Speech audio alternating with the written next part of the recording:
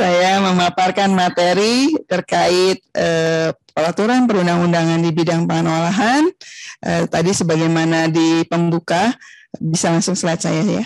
Di pembuka materi yang dari Ibu Deputi tadi saya bacakan, memang tujuan dari pertemuan hari ini adalah akan dilakukan sosialisasi secara tematik. Jadi hari ini, hari pertama terkait tentang label dan informasi nilai gizi terutama bagi UMKM. Jadi kami sangat menyadari bahwa UMKM perlu dilakukan pencerahan, pendalaman materi, maupun tidak hanya UMKM-nya, tapi termasuk fasilitator, pemangku kepentingan yang memang mendampingi UMKM. Jadi rasanya sangat diperlukan untuk dilakukan kegiatan ini. Baik, untuk sebelum materi yang sangat spesifik terkait label dan ING, saya akan mengantarkan terkait peraturan perundang-undangan di bidang keamanan dan mutu pangan. Lanjut, ini pendahuluan. Kita perlu tahu, next slide saja, di dalam hierarki perundang-undangan seperti apa. Ini menjadi dasar kita memahami penyusunan suatu regulasi gitu ya. Jadi di dalam Undang-Undang Nomor 12 Tahun 2011 tentang pembentukan peraturan perundang-undangan, ini hierarki perundang-undangan telah disusun sedemikian rupa tahapannya atau urutannya. Dari mulai Undang-Undang Dasar 45, ketetapan MPR, Undang-Undang, PP, pengganti Undang-Undang, peraturan pemerintah. Jadi setelah Undang-Undang diterbitkan, akan diterbitkan peraturan turunannya berupa peraturan pemerintah, bisa berupa juga Perpres, Perda, baik itu provinsi maupun kabupaten, dan peraturan-peraturan lain turunannya yang ditetapkan oleh menteri, badan lembaga, atau komisi yang setingkat. Ini seperti ini hierarkinya. Next slide. Lanjut slide berikutnya. Nah, di bidang pangan ini hierarki perundang-undangannya seperti ini. Jadi undang-undang yang mendasari adalah Undang-Undang Nomor 18 Tahun 2012 tentang pangan. Jadi beruntung di bidang pangan ini karena mencakup aspek pangan segar hingga olahan, itu sangat disadari perlunya undang-undang yang mengcover seluruh komoditi dan itu membagi kewenangan dengan begitu jelas. Dan di dalam undang-undang ini ada peraturan turunannya berupa peraturan pemerintah dibagi beberapa aspek materi yang spesifik mendetail dijabarkan. Yang pertama PP nomor 17 tahun 2015, jadi 3 tahun sejak undang-undang terbit PP-nya tentang ketahanan pangan dan gizi. Berikutnya juga di tahun 2019 ditetapkan PP Peraturan Pemerintah tahun 2019 tentang keamanan pangan. Jadi pengaturan secara lebih lanjut tentang ketahanan pangan dan gizi diatur di PP 17, tentang keamanan pangan diatur di dalam PP 86, dan terkait label dan iklan ini memang saat ini masih menggunakan PP nomor 69 tahun 99 yang saat ini memang kita sedang berproses untuk merevisi PP ini karena amanahnya sudah bergerak dari Undang-Undang 18 gitu ya, perlu direvisi, masih berproses karena ada beberapa materi yang masih belum disepakati antar kementerian lembaga sehingga masih terus dilakukan pembahasan. Selain itu juga ada Perpres nomor 66 tahun 2021 tentang Badan Pangan Nasional, ini lembaga baru yang menaungi tentang pangan. Dan di bawah PP ini ada peraturan-peraturan menteri lembaga sebagai peraturan pelaksanaannya. Nah, selain undang-undang tentang pangan, ini juga ada undang-undang cipta kerja, di mana kita tahu bahwa ini adalah omnibus dari regulasi perizinan. Jadi Undang-Undang Nomor 11 Tahun 2020 tentang Cipta Kerja ini adalah mengubah beberapa pasal yang ada di Undang-Undang tentang pangan terkait perizinan. Dari mulai terminologinya dan hal-hal terkait perizinannya. Produk turunan atau peraturan turunan dari Undang-Undang Cipta Kerja adalah PP nomor 5 tahun 2021 tentang penyelenggaraan perizinan berusaha berbasis resiko. Dan di bawahnya para kementerian lembaga yang memang mempunyai bisnis proses perizinan akan melakukan penyusunan peraturan menteri lembaga sebagai peraturan pelaksanaan. Next slide. Selain undang-undang tadi, dua undang-undang ya, tadi undang-undang pangan, undang-undang cipta kerja, juga ada undang-undang yang terkait dengan pangan. Antara lain adalah undang-undang perlindungan konsumen nomor 8 tahun 99, undang-undang 36 tahun 2009 tentang kesehatan, dan undang-undang 33 tahun 2014 tentang jaminan produk halal. Ini undang-undang yang akan terkait sedikit banyaknya dengan pangan. Next slide. Nah, untuk perundang-undangan di bidang pangan, kita tahu bahwa tanggal 16 Oktober 2022 itu adalah Hari Pangan Sedunia. Jadi ini sebagai informasi Bapak Ibu semua bahwa pangan itu juga ada ulang tahunnya. Jadi dirayakan. Jadi ada Hari Pangan Sedunia di tanggal 16 Oktober 2022. Dan tahun ini mengusung tema Leave No One Behind. Jadi Badan POM mengajak pemangku kepentingan mewujudkan pangan yang aman, bermutu dan bergizi. Jadi saling berkolaborasi dengan seluruh kepentingan ya. Tidak ada yang ditinggalkan. Nah, pangan harus senantiasa tersedia secara cukup, aman, bermutu, bergizi, dan beragam. Ini dengan harga yang terjangkau, dengan daya beli masyarakat, dan tidak bertentangan pastinya dengan agama, keyakinan, dan budaya masyarakat. Jadi ini aspek-aspek yang perlu dikawal untuk peredaran pangan. Nah, untuk mencapai hal itu, perlu dilakukan suatu sistem pangan yang memberikan perlindungan, baik itu bagi pihak yang memproduksi maupun yang mengkonsumsi pangan itu. Lanjut. Jadi dua aspek ya, dari sisi produsennya maupun dari sisi konsumennya.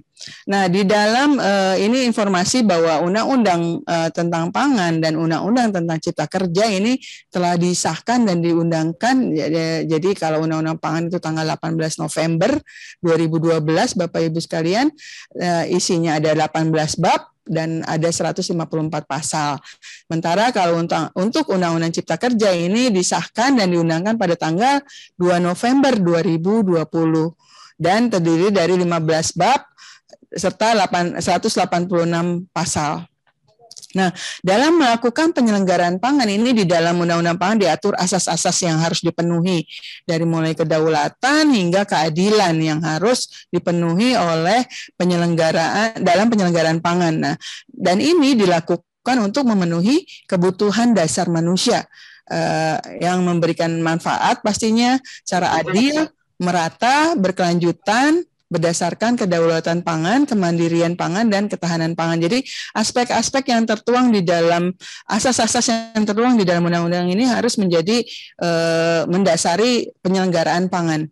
Dengan harapan, dengan tujuan dengan harapan dan tujuan menyediakan pangan yang beragam, beraneka ragam, dan memenuhi aspek ini selalu diulang-ulang nih karena aspek ini harus menjadi perhatian seluruh pihak yang memproduksi, aspek keamanan, mutu, gizi, gitu ya. Terus juga meningkatkan nilai tambah dan daya saing komoditas pangan di pasar, baik itu di dalam negeri maupun di luar negeri, dan meningkatkan pengetahuan dan kesadaran masyarakat tentang pangan yang aman, bermutu, dan bergizi. Jadi dua sisi ya, produsennya seperti apa dan konsumennya bagaimana. Lanjut. Nah, untuk ketentuannya dalam penyelenggaraan pangan ini di dalam undang-undang begitu clear diatur mulai dari perencanaan, ketersediaan, sampai ke penyidikan. Nah, untuk aspek yang terkait Badan POM, amanahnya tertuang terkait aspek keamanan pangan, ini yang berwarna kuning ya Bapak Ibu sekalian. Jadi aspek keamanan pangan, label dan iklan pangan, pengawasan, peran serta masyarakat, dan penyidikan. Untuk keamanan pangan ini di dalam peraturan turunannya di PP tentang keamanan pangan itu juga diatur secara lebih detail.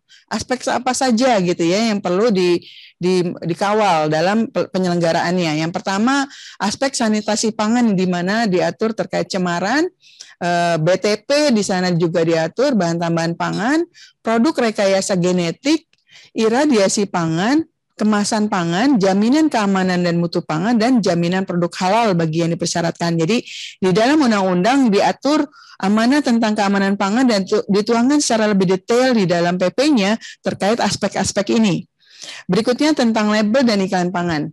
Di dalam produk turunannya yaitu PP 69 yang saat ini memang masih diacuh dan dalam proses revisi, itu diatur bagaimana ketentuan label pangan, larangan yang perlu diperhatikan apa saja, dan ketentuan iklan pangan karena memang mencakup aspek label dan iklan. Nah, untuk pengawasan sendiri ini juga dilakukan terhadap kecukupan pangan pokok ini kepada lembaga pangan, dalam hal ini Bappenas, terus persyaratan keamanan mutu gizi label dan iklan pangan, dan juga terkait tenaga pengawas. Semuanya ini diatur di dalam PP-nya, PP 86 dan termasuk juga PP nomor 5.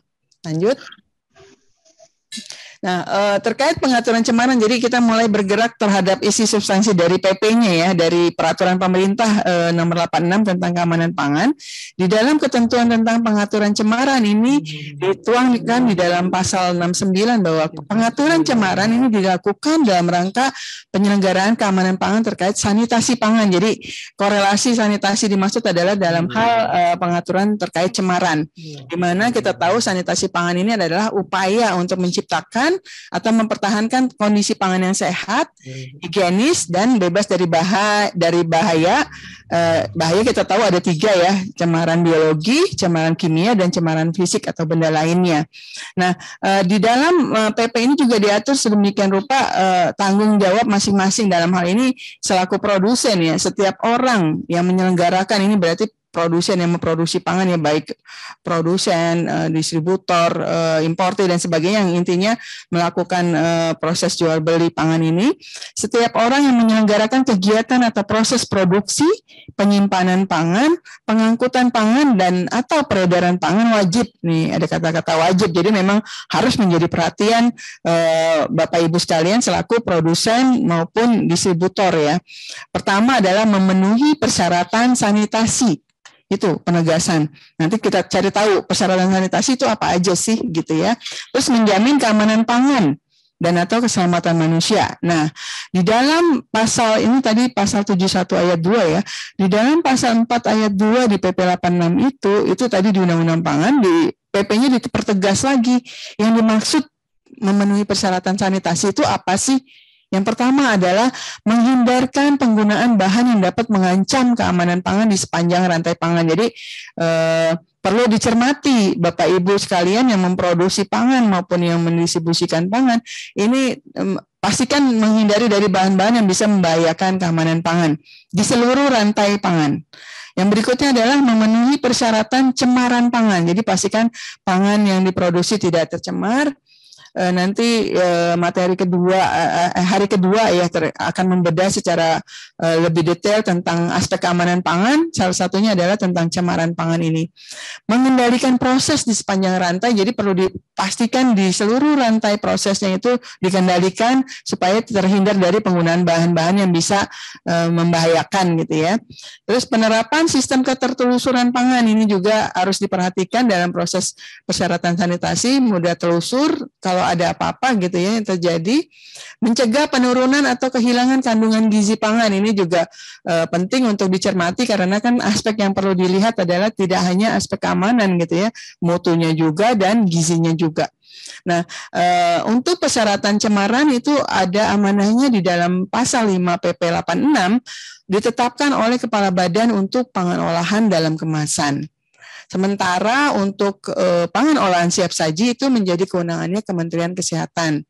Dan untuk pangan segar itu diamanahkan kepada Kementerian Pertanian, Kelautan Perikanan, dan Bappenas. Ini sesuai perundang-undangan.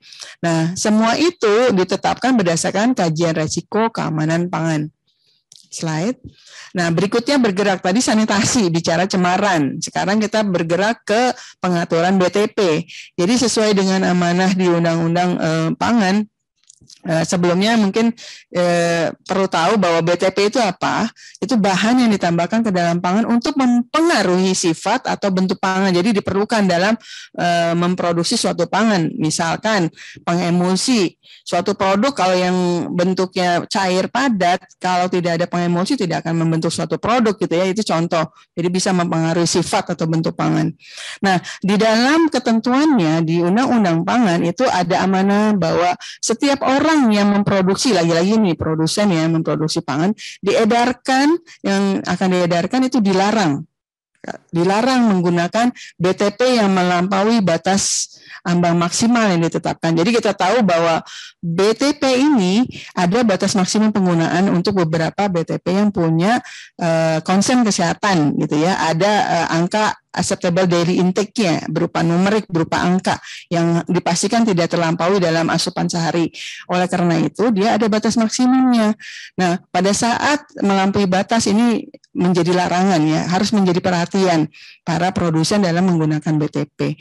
Berikutnya adalah dilarang menggunakan bahan yang dilarang digunakan sebagai BTP. Jadi dilarang menggunakan bahan-bahan berbahaya gitu, yang mana kita tahu di Tenggarai masih ada sampai saat ini penggunaan boraks, formalin, pewarnanya tekstil dan sebagainya gitu. Ini sebenarnya amanahnya jelas ada larangan. Nah, berikutnya untuk batas maksimal BTP ini diatur juga di dalam PP 86 itu dituangkan secara detail tentang golongannya, jenisnya gitu ya. Dan untuk penetapan golongan dan jenis ini bisa dilakukan perubahan oleh kepala badan. Jika berdasarkan perkembangan ilmu teknologi itu memang diperlukan. Jadi memang kita tahu perkembangan teknologi ini luar biasa gitu ya, sehingga banyak sekali potensi penggunaan BTP selain yang telah ditetapkan, sehingga ini amanahnya tertuang di dalam PP 86 untuk penetapan perubahannya dilakukan oleh Kepala Badan POM. Ini persyaratan BTP ditetapkan Kepala Badan POM, baik itu batas maksimalnya maupun untuk BTP baru gitu ya. Sementara untuk amanah pembuatan Kodeks Makanan Indonesia, ini speknya BTP, ini amanahnya diberikan kepada Kementerian Kesehatan. Ini tertuang di PP 86. Jadi pembagian kewenangan tentang BTP seperti ini, dan penetapan BTP ini pastinya memperhatikan bukti ilmiah yang sahih dan kajian paparan BTP. Jadi memang dua aspek ini perlu diperhatikan dalam menetapkan suatu BTP, aspek teknologi dan aspek keamanan. Ini sebagaimana di pasal 8 PP 86 itu jelas tertuang bahwa penetapan batas maksimal itu dilakukan dengan memperhatikan dua aspek. Pertama, fungsi teknologinya. Yang kedua adalah resiko keamanannya. Jadi dua aspek itu yang perlu diperhatikan. Next slide. Lanjut, terkait pengaturan kemasan pangan ini juga diatur di dalam PP bahwa amanahnya pertama dituangkan di Undang-Undang Pangan bahwa kemasan pangan ini untuk mencegah, difungsikan untuk mencegah terjadinya kerusakan, untuk melindungi produk dan membebaskan pangan dari jasa trenik patogen ya. Ini yang tertuang di Undang-Undang Pangan. Nah, di dalam Undang-Undang Pangan juga ada kewajiban yang harus dipenuhi oleh setiap orang yang memproduksi pangan dalam kemasan gitu ya, wajib menggunakan bahan kemasan yang tidak membahayakan kesehatan manusia, di mana kita tahu bahwa pangan menggunakan kemasan yang harus food grade gitu ya, yang memang peruntukannya untuk pangan. Dan di dalam PP 86 itu jelas diatur bahan kemasan pangan yang bersentuhan langsung dengan pangan. Jadi bahan penyusun kemasan yang bersentuhan langsung dengan pangan itu wajib menggunakan zat kontak pangan yang aman dan memenuhi persyaratan batas migrasi. Jadi dalam memproduksi suatu kemasan yang nanti akan bersinggungan atau bersentuhan langsung dengan pangan itu ada aturan-aturannya. Zat kontak pangan apa saja yang aman dan ada batasan migrasi yang harus dipenuhi, seperti itu. Itu tertuang di dalam PP 86. Amanah itu, dan dilarang menggunakan bahan apapun sebagai kemasan pangan yang dapat melepaskan cemaran yang membahayakan kesehatan manusia. Ini juga jelas amanahnya di dalam Undang-Undang Pangan. Nah, itu dan persyaratan kemasan ini amanahnya diberikan kepada Badan POM di PP 86 ya, pasal 24 dan 25 untuk mengatur zat kontak pangan dan jenis zat kontak pangan yang dilarang. Jadi yang diizinkan dan yang dilarang. Lanjut. Berikutnya tentang label. Jadi urutannya seperti itu tadi ya, begitu clear gitu ya. Alhamdulillah kalau untuk pangan itu kita punya wadah hukum yang begitu jelas. Di pengaturan tentang label ini di dalam Undang-Undang Pangan juga diatur tentang tujuan. Jadi tujuan label itu apa? memberi informasi yang benar dan jelas kepada masyarakat setiap produk pangan yang dikemas sebelum jadi masyarakat perlu paham tentang label yang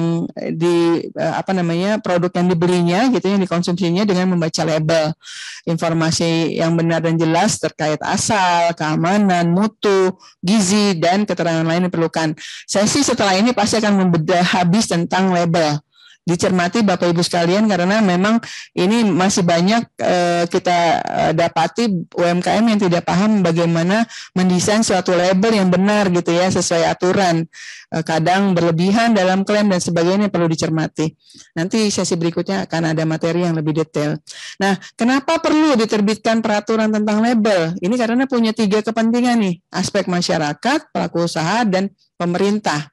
Jadi untuk masyarakat ini perlu dilindungi dari informasi yang tidak benar, yang tidak jelas dan menyesatkan. Bagi pelaku usaha perlu untuk acuan dalam mencantumkan label pada produknya, yang tadi sebagaimana saya sampaikan masih banyak yang belum paham aturannya seperti apa. Dan untuk pemerintah perlu untuk tools pengawasan. Itu ya. Jadi semua komponen ini memerlukan adanya peraturan ini. Lanjut. Nah, untuk label pangan olahan sendiri ini ada di dalam Undang-Undang Pangan, diatur ketentuan mengenai label berlaku bagi pangan yang telah melalui proses pengemasan akhir dan siap diperdagangkan. Jadi memang untuk produk-produk yang akan dijual retail kepada masyarakat. Ketentuan label itu tidak berlaku bagi pangan untuk perdagangan pangan yang dibungkus di hadapan pembeli. Jadi kalau pangan siap saji itu memang nggak perlu di label seperti aturan ini gitu ya. Karena kan dia langsung diolah di hadapan pembeli, diberikan langsung gitu ya. Walaupun bisa jadi si pedagang ini juga mencantumkan beberapa informasi yang minimalis gitu ya. Tapi itu tidak perlu memenuhi ketentuan label yang ada di aturan. Terus bukan berarti bisa berlebihan, bukan itu maknanya ya. Maknanya tidak menjadi wajib untuk mencantumkan beberapa item. Nanti mungkin di slide di paparan berikutnya nanti akan dijelaskan secara lebih detail. Nah, pemerintah dan pemerintah daerah melaksanakan pembinaan terhadap usaha mikro kecil agar secara bertahap mampu menerapkan ketentuan label. Jadi memang kami sangat concern untuk pembinaan kepada UMKM terkait label ini. Nah, ada pesan yang penting juga di Undang-Undang Pangan, setiap orang dilarang menghapus, mencabut, menutup, mengganti, atau relabeling, melabel kembali, atau menukar tanggal, bulan, tahun, base before. Saya lebih senang pakai base before buat pangan. Baik digunakan sebelum dari pangan yang beredar. Jadi dilarang nih untuk menutup atau intinya untuk menutupi tanggal kadaluarsa, itu ada amanahnya. Nah, di pasal 108 Undang-Undang Pangan juga pengawasan pemenuhan persyaratan keamanan mutu gizi pangan serta persyaratan label pangan itu dilaksanakan oleh Badan POM. Ini ada amanahnya di Undang-Undang Pangan. Lanjut. Sepertinya masih banyak. Ini ingatkan saya kalau waktunya ya, saya biar bisa fokus pada hal-hal yang perlu ditajamkan. Nah, ini di label dan iklan pangan PP 69 ini memang saat ini masih menggunakan PP ini, walaupun undang-undangnya udah terbarukan gitu ya, tapi memang kami sedang melakukan revisi untuk PP ini. Lanjut saja. Intinya ini masih berlaku, tapi pada saat ada unsur-unsur yang bertentangan dengan Undang-Undang Pangan itu otomatis mengikuti ketentuan yang ada di Undang-Undang. Contoh ini nih, di PP 69 itu keterangan yang paling sedikit dicantumkan itu hanya memuat 5 item di PP 69 tahun 99. Tapi di dalam Undang-Undang Pangan itu jelas diatur lebih banyak lagi, A sampai I. Gitu ya, yang perlu dicantumkan. Jadi harus otomatis mengikuti Undang-Undang Pangannya. Dan di dalam 6 menit lagi berarti. Dan di dalam ketentuannya harus mengikuti yang baru. Ini menarik disampaikan ya. Lanjut, saya cepat aja deh. Ini di dalam RPP nanti akan diatur secara lebih detail isinya apa, dan alhamdulillah peraturan turunannya sudah tersedia gitu. Jadi nggak terhambat walaupun PP-nya belum terbarukan, tapi peraturan turunannya sudah menuangkan secara detail dan sesungguhnya kan PP itu sudah ada, cuma perlu diupdate dengan ketentuan yang baru di Undang-Undang Pangan. Lanjut. Pengawasan. Nah, bicara pengawasan ini highlight sudah kami coba rangkum gitu ya. Siapa yang punya peranan di pangan segar hingga di pangan siap saji Dari mulai pemenuhan terhadap aspek keamanan, mutu, dan gizinya, termasuk kemasan. Ini diatur begitu clear di dalam Undang-Undang Pangan. Pangan segar siapa yang berwenang, pangan olahan siapa yang berwenang, PIRT siapa yang berwenang, termasuk pangan siap saji siapa yang berwenang, dan termasuk kemasannya. Lanjut. Ini coba kami tuangkan, lanjut saja. Dalam bentuk flowchart, tapi saya akan nggak bahas detail, tapi ini seperti tadi, sudah ada pembagian kewenangan begitu clear di tiap tahapan dari hulu ke hilir untuk pangan. Lanjut.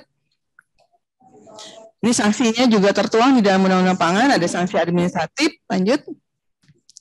Saya mau meneruskan, cara pengenaan sanksi juga ada. Lanjut saja, iya. Penyusunan peraturan di Badan POM ini perlu diketahui Bapak Ibu bahwa kami dalam menyusun regulasi sudah menerapkan good regulatory practices. Jadi mulai dari perencanaan, kami melakukan identifikasi kebutuhan regulasi para stakeholder, kami sesuaikan dengan dasar hukum, pengusulannya ke dalam proksun gitu ya, karena harus terukur. Terus proses penyusunan kami melakukan pengumpulan materi, melakukan pengkajian pustaka, menyusun draft, dan melakukan pembahasan dengan pakar, dengan stakeholder, dengan pemangku kepentingan gitu ya, melakukan konsultasi publik, menyusun draft akhir hingga dilakukan verbal untuk ditetapkan untuk disahkan di Kemenkumham. Lanjut. Ini siklus kami yang terus rutin dilakukan dan kami saat ini melakukan pada tahap yang ada di bawah tuh, sosialisasi dan advokasi. Jadi kami terus melakukan hal ini. Peraturan yang akan terus bergerak, jadi kami akan melakukan terus kegiatan sistem manajemen ini. Lanjut. Berikutnya, ini untuk regulasi dan pedoman untuk UMKM, sesungguhnya kami sangat sadar bahwa UMKM perlu dikawal, perlu didampingi, dan kami butuh medianya, regulasinya. Kami sudah buat dalam bentuk peraturan, keputusan, pedoman gitu ya, untuk memfasilitasi UMKM dalam memenuhi persyaratan keamanan, mutu, dan gizi.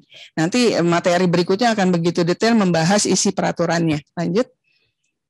Nah, ini aplikasi juga kami bangun. Jadi kami sangat sadar kalau bicara cuma regulasi itu nggak semua orang mau baca. Akhirnya kami kembangkan suatu aplikasi yang memudahkan.